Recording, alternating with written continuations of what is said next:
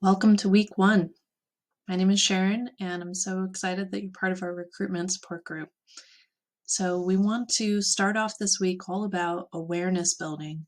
And really, in order to build awareness, to build the very top of your recruitment funnel and get more people to know about your program and apply to your program, we want to make sure, first of all, that you're pointed in the right direction, that you understand what your recruitment strategy is, and that recruitment strategy is tied to your overall program strategy or your program model. So let's start there. There are different types of AmeriCorps program models. So for instance, if you are a program where you are helping people and the people that you help are then eligible and you're encouraging them to serve in the program itself, we might call that serve to service. I used to work with a Goodwill program that was like that. They had a Goodwill one-stop career center. People were coming in to find employment. They were giving them all these job skills and training them.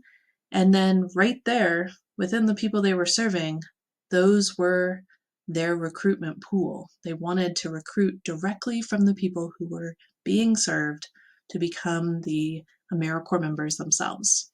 There are a lot of programs out there across the country that use this model, and obviously you have a built-in recruitment strategy. You can promote from within. You'll have specific tasks that you need to do based on that to be continuously building awareness amongst the people who are in the network, who are going through the programs themselves. You want to be vetting them as they are coming in the door to receive services.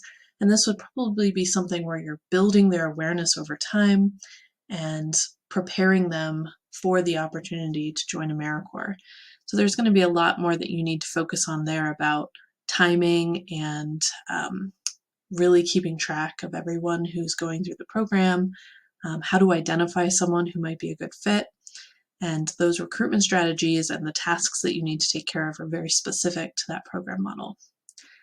Let's take a career path program model. This is a really popular one amongst AmeriCorps programs who are within a specific sector or a specific skill. For example, there's a lot of teacher-oriented programs or education-oriented programs who are giving people the opportunity to get into the classroom, to get in a school setting, to experience what it's like to be an educator.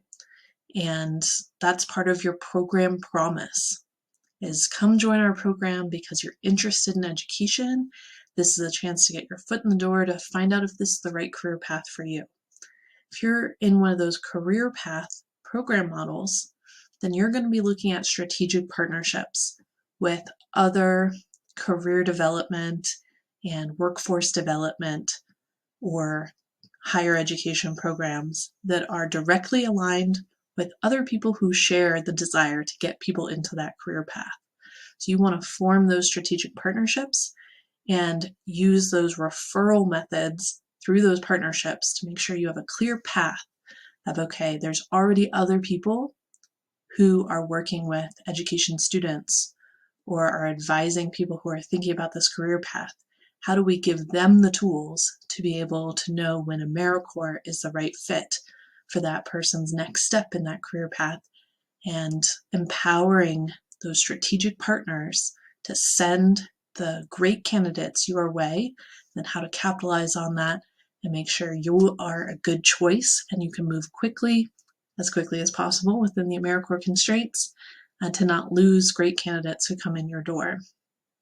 For something different, you might have esprit de corps. So there's programs that have a strong brand, like Public Allies, such as some of the Conservation Corps programs.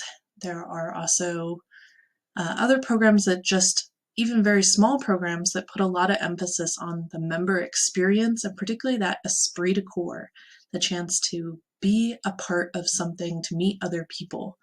So in that case, for many of those programs, you might be looking locally, and you would have a different type of message that you're putting out there.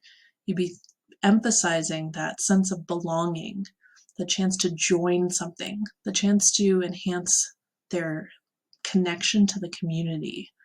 So you really want to be careful about the types of messages you're using.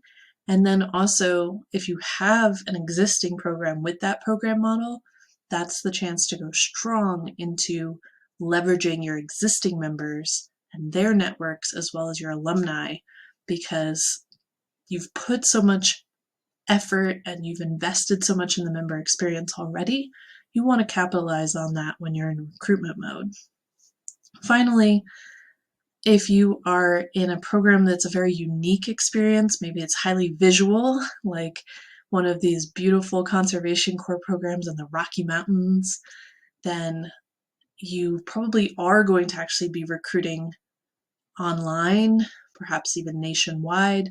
This is the chance when social media can be very effective because you have compelling visuals. You have a bit of that volunteer vacation style approach, and particularly if you provide housing, or if this is a program where they're going to be, camping, living out of, in tents, things like that. So they don't need to worry about relocating because that's part of the package. And part of your program model is selling people on the idea of adventure and the chance to do something completely different and unique.